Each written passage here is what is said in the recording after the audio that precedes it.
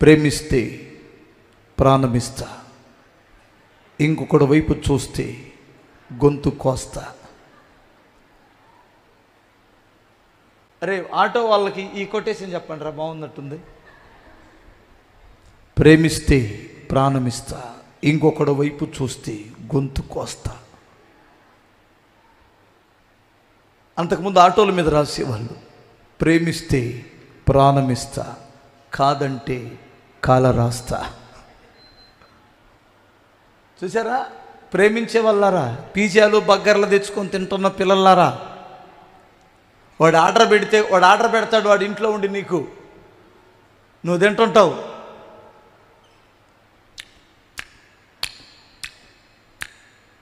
ఈ చప్పనిప్పుడు ఏదో గుర్తొస్తుందా నీకు? ఏదో గుర్తొస్తుందే? చిన్నప్పుడు నాకు గుర్తొస్తుంది. చిన్నప్పుడు డబ్బాకి వెళ్తే కొన్ని జీవాలు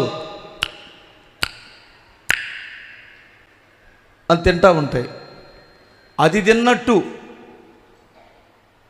ఎవడో ఆర్డర్ పెడితే తినమాక, అందులో ఏదో తెలియనటువంటి పాపం ఉంది, తెలియనటువంటి అగాధం ఉంది. మా ఊరిలో నా చిన్నప్పుడు వేటకెళ్ళేవారు మా ఊరోళ్ళు. వేటకంటే మా ఊరు పక్కనే అడవి ఉంటుంది, అక్కడ పందులు ఉంటాయి. ఏం పందులు? అడవి పందులు. కొన్ని అడవి జంతువులను పట్టుకొచ్చేవారు మా చిన్నప్పుడు. వాటిల్లో పందులను పట్టుకోవడంలో ఒక వెరైటీగా పట్టుకునేవారు. సహజంగా ఇటు పల్నాడు వైపు ఏమంటారంటే నాటు బాంబులు అంటారు. ఒకరి మీద ఒకరు వేసుకునే బాంబుల పేరేంటి? నాటు బాంబులు అంటారు. కొంచెం ఒత్తిడి తగిలితే కూడా డమ్మడమ్మడమ్మన పేలిపోతాయి, చచ్చిపోవటమే. మా దగ్గర ఏం చేసేవారంటే మనుషులను చంపడానికి మా ఊరు వైపు గొడవలు లేవులే పెద్దగా. అంటే ఊళ్ళో ఎప్పుడు కొట్టుకున్నట్టు కానీ ప్యాక్సినిజం కానీ ఎవరైనా చంపుకున్నట్టు నేను ఎప్పుడు చూడలా. ఎందుకంటే కాస్త ప్రశాంతమైన ఊర్లే. కృష్ణా జిల్లా, దయచేసి గమనించాలి. అంటే కృష్ణా జిల్లాలో అందరూ మంచోళ్ళు అని చెప్పట్లేదమ్మో, మళ్ళీ లేనిపోయింది ఎలా అంటారేమో. మా ఊరు సంగతి చెబుతున్నాను. మరి మా ఊరిలో బాంబులు ఏంటంటే, బాంబులు అంటే నాటు బాంబులు తయారు చేసి దానికి పైన ఈ వేరుశనగ పప్పు ఉంటుంది కదా, వేరుశనగ పప్పు వేయించి బెల్లం పాకంలో కలిపి ఒక బద్ద మందం శనగ బద్దలు ఉంటాయి కదా, ఏరుశనగ బద్దలు ఉంటాయి కదా, ఆ బద్ద మందం చక్కగా అంటిచ్చేస్తారు. చూడ్డానికి శనగలడ్డులాగా ఉంటుంది. ఆ స్మెల్ కూడా అదే, ఆ వాసన కూడా చక్కగా ఉంటుంది. ఈ పందులు వచ్చే దారిలో అక్కడక్కడ ఈ బాంబులు పెడతారు. దాని పేరు, మా ఊరోళ్ళు పెట్టిన పేరు ఏమిటంటే బాంబు కాదు, అవుట్కాయ్. దాని పేరు అవుట్కాయ్ అంటారు. అవుట్కాయ్. ఈ వాసనకు వచ్చి లోపల బాంబు ఉందనే సంగతి తెలియక ఈ అవుట్కాయని కొరికిద్ది. అది వచ్చేది ఏంటది? పంది. దానికి ఆ పప్పు అంటే చాలా ఇష్టం, శనగపప్పు అంటే చాలా ఇష్టం. కొరికేసిద్ది. కొరకటమే తెలిసిద్ది, తన తలకాయ ఉండదు, మొండెం మాత్రమే మిగిలిద్ది, పేలిపోయింది అన్నమాట. అప్పుడు ఈ వేటగాళ్ళు దాన్ని తీసుకొని వచ్చి కాల్చి మా ఊరిలో పోగులేసి పోగులుగా కుప్పలుగా అమ్మేవారు. ఇప్పుడు చెల్లెమ్మ, వాడు ఒక అవుట్కాయ్. పైకి ఉన్నంత మంచి స్మెల్ లోపల లేదు, నీకు తెలుసో తెలీదో. పైకి చూపించినంత ప్రేమ లోపల లేదు. ఎందుకంటే ఆ పై రూపాన్ని నువ్వు చూసావు. అదే నీ తల్లిదండ్రులు కానీ సంబంధం చూస్తే వాడి బ్యాక్గ్రౌండ్ చూస్తాడు, అసలు వాడి అయ్య చరిత్ర ఏంటో చూస్తాడు, వాళ్ళ అమ్మ చరిత్ర ఏమిటో చూస్తాడు, వారి కుటుంబ చరిత్రలో చూసి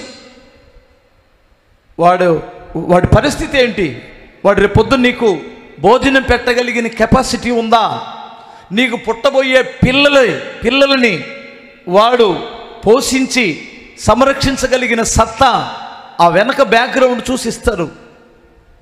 నువ్వు చూసుకున్నావనుకో, ఏ ఐస్ క్రీమ్ పార్లర్లోనో, ఏ పానీపూరి బండి దగ్గరో. అర్థమవుతుందా?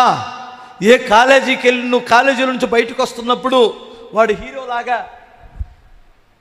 ఇలా బండి మీద కూర్చుంటాడు కదా, అప్పుడో చూసి లవ్లో పడి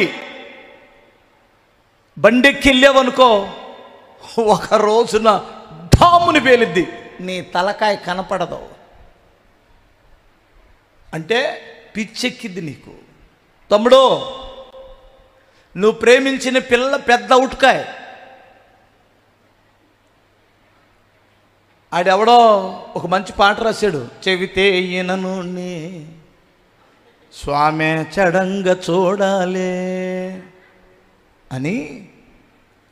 నీ ఏంది, ఏం కార్డు రా కార్డు, నీ కెరీడ్ కార్డా, నీ కార్డుని రాకేసి నీ బిస్కెట్ కొన్న క్రీము నాకేసి. అర్థమవుతుందా? నీ పని అయిపోయిన తర్వాత ఇంకొకరిని చూసేసుకొని ఎక్కేసి వెళ్ళిపోతే నువ్వు జగమే మాయా బతుకే మాయా అని తిరుగుతావు. అర్థమవుతుందా? ఇంకా పిచ్చి ముదిరినోడైతే ఏదో ఒకటి గడ్డి మందో పిచ్చి మందో తీసుకొని వచ్చి తాగి చస్తాడు. ఎందుకంటే వాడి ఎదురుగానే పోయింది కదా. ఏంటి అలా చూస్తున్నారు, ఈ పాస్టర్ గారు ఏంటి ఎలాంటివి చెబుతాడు? ఆనాడు మరియమ్మ తల్లి నిండు శూలాలై పశువుల పాకలో ఆ తల్లి ప్రభువారికి జన్మనిచ్చి ఉంటుండగా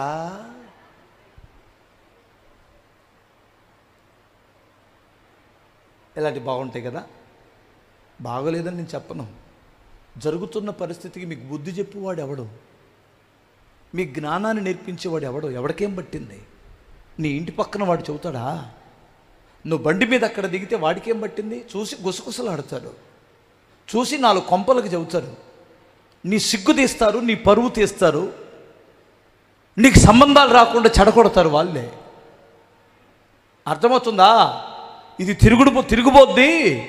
ఏరేవాడి బండి ఎక్కడం దిగడం చూస్తే చూడండి, మరి మీరే కాస్త విచారించుకోండి. మరి మమ్మల్ని అడిగితే మాకేం తెలుసండి, పైకి బాగానే ఉంటారు. మరి అమ్మ ఈ అబ్బాయి మంచోడేనమ్మా, పిల్లనిద్దాం అనుకొచ్చామంటే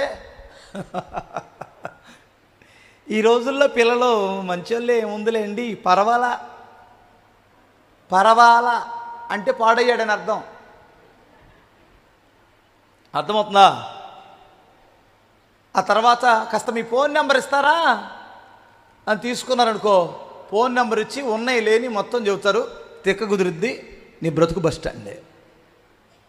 వినండి, ఆడపిల్లలు మరి ముఖ్యంగా జాగ్రత్తగా వినండి. వాడిప్పించే ఐస్ క్రీమ్కి, వాడిప్పించే పిజ్జాకి, బర్గర్కి, వాడు తీసుకొని వెళ్ళి పెట్టించే బిర్యానీకి, అర్థమవుతుందా, ఆశపడి తల్లిదండ్రులను మోసం చేస్తే ఆ శాపం ఊరికినే పోదు మీకు. అది భవిష్యత్తు అంతా ఏడవాల్సి వస్తుంది. నీ తండ్రి నీకు ఎన్నిసార్లు పలావ పెట్టించలేదు? ఎన్నిసార్లు నీ కొరకు ఐస్ క్రీమ్ తేలేదు? ఎన్నిసార్లు బిర్యానీ తేలేదు? ఎన్నిసార్లు వాళ్ళు పస్తులుండి నీకు పెట్టుకోలేదు? ఆ ప్రేమ నీకు గుర్తురాదా? ఎన్ని చీరలు తేలేదు, ఎన్ని డ్రెస్సులు తేలేదు నీకు? ఒక్క డ్రెస్కే లొంగిపోయావా?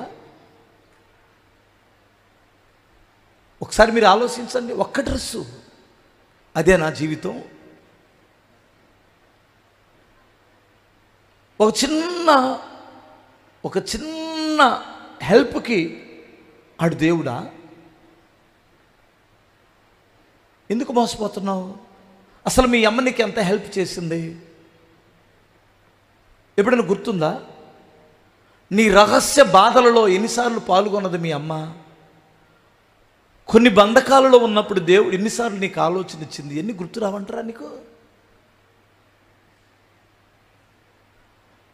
ఒక చిన్న హెల్ప్, ఒక చిన్న బిర్యానీ, సుమాని బిర్యానీ పెట్టిస్తే దానికి లవ్లో పడిపోతావా? అదే నా ప్రేమ అంటే? భవిష్యత్తును గురించి ఆలోచించవా? బైక్ ఎక్కించుకొని చల్లటి గాలిలో సరదాగా తీసుకొని వెళ్తే ప్రేమ? నీ తండ్రి నిన్ను బైక్ ఎక్కించుకొని తిరగలేదా? నీ తండ్రి నిన్ను కొన్నిసార్లు కొన్ని స్థలాలకి, యాత్రా స్థలాలకి తీసుకొని వెళ్ళి చూపించలేదా? నీ భార్య నీకెప్పుడు సుఖం పంచలేదా? సుఖాన్ని పంచలేదా? ఇప్పుడు పిల్లలను కనిందని, ఇంట్లో బాధ్యతలు ఉన్నాయని, అనారోగ్యం వచ్చిందని ఆమెకు బోల్డన్ని బాధ్యతలు ఉన్నాయి. నువ్వు ఉంచుకున్న దానికి ఏం బాధ్యతలు ఉన్నాయి? అది బజారు మనిషి కదా. ఆ బజారు మనిషి నిన్నేదో ప్రేమ చూపించిందని భార్యని అసహించుకుంటావా? ఒకసారి ఆలోచించండి. భర్త ఒంటెద్ది చాకిరీ చేస్తున్నాడుగా, బోల్డ్ టెన్షన్స్గా ఆయనకి. ఆ దరిద్రులాగా బ్యూటీ పార్లర్కి వెళ్ళి, లేదంటే ఇంకొక రకంగా సోకులు చేసుకుని తిరగలేడా? మన తిరిగితే నీ భర్త అలా తిరిగితే ఆళ్ళలాగా నీ భోజనం ఎక్కడా? నీ పిల్లలు ఎక్కడ బ్రతికేవారు? అందుకని చేతగానోడు అయ్యాడా? అందుకని సరదాన్ని నీకు సుఖాన్ని పంచట్లేదని అతను తీసి మురికి గుంటలో పడేసినట్టు పడేస్తావా? న్యాయమా నీకు? ఒకసారి ఆలోచించండి.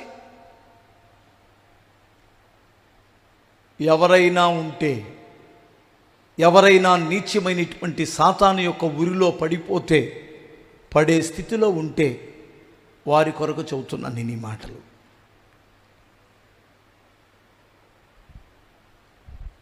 నేను దేవుని ప్రేమను గురించి చెప్పాలనుకొని ఇలా వెళ్ళిపోయాడేంటి పాస్టర్ గారు అనుకుంటున్నారు కదా. ఇది మీకు ఉపయోగమైతేనే ఈ అచ్చెలుపుడి నోట్లో పరిశుద్ధాత్మ దేవుడు ఈ మాటలు ఉంచుతాడు. గుర్తుపెట్టుకోండి. మీకు కానీ, నీ పిల్లలకు కానీ, నీ కుటుంబానికి కానీ ఇది మేలుకరమైనటువంటి విషయాలు. ఇవి న్యాయంగా ఆలోచించండి. నీ భార్య నీ కొరకు ఎంత త్యాగం చేసిందో ఆలోచించండి. ఆమెను మోసం చేసి నువ్వు బాగుపడతావా? పక్షవాతంతో మంచం పడితే ఏమవుతావు? నీ భర్తను నువ్వు మోసం చేసి బాగుపడతావా? ఒకసారి నువ్వు లేకపోతే చచ్చిపోతాడు. అదే కదా మీ బెట్టు అదే కదా. 3 రోజులు మీ అమ్మోళ్ళ ఇంటి దగ్గరికి వెళ్తే ఉండలేడనే కదా నీ లెవెలో. తెగిందాకా లాగమాకండి తాళ్ళు. నువ్వు అలాగే బెట్టు చేస్తే ఇంకొక దారి చూసుకుంటాడనే పరిస్థితులు ఆలోచించు.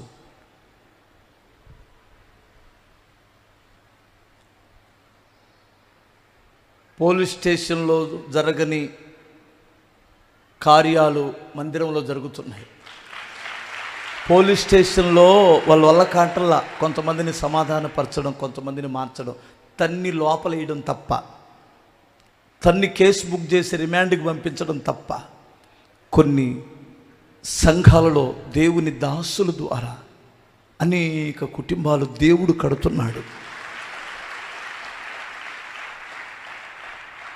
గంజాయికి, పాపానికి అలవాటు పడిన పిల్లలని పోలీసులు కూడా కంట్రోల్ చేయడం వల్లగాక ఇక వాడి కర్మ వదిలేయండి అని అంటున్నారు. దేవుని సన్నిధిలో మార్పు చెందుతున్నారు వాళ్ళు. దేవుని సన్నిధిలో మార్పు చెందుతున్నారండి. 12 సంవత్సరాలు 13 సంవత్సరాలు బాబు కన్నీళ్లు పెట్టి ఏడుస్తుంది. నా బిడ్డ 12-13 సంవత్సరాలకే సిగరెట్లో ఏదో పెట్టుకొని తాగేస్తున్నాడన్నా, మత్తుగా పడిపోతున్నాడు, లేస్తే చిరాకు పడతాడు, చాలా చాలా నీచంగా ప్రవర్తిస్తున్నాడు. బుడ్డోడు 12-13 సంవత్సరాల పిల్లవాడు. యేసయ్య దగ్గరికి వస్తే ఏమన్నా మారతాడేమోనని వచ్చాను అని చెప్పింది.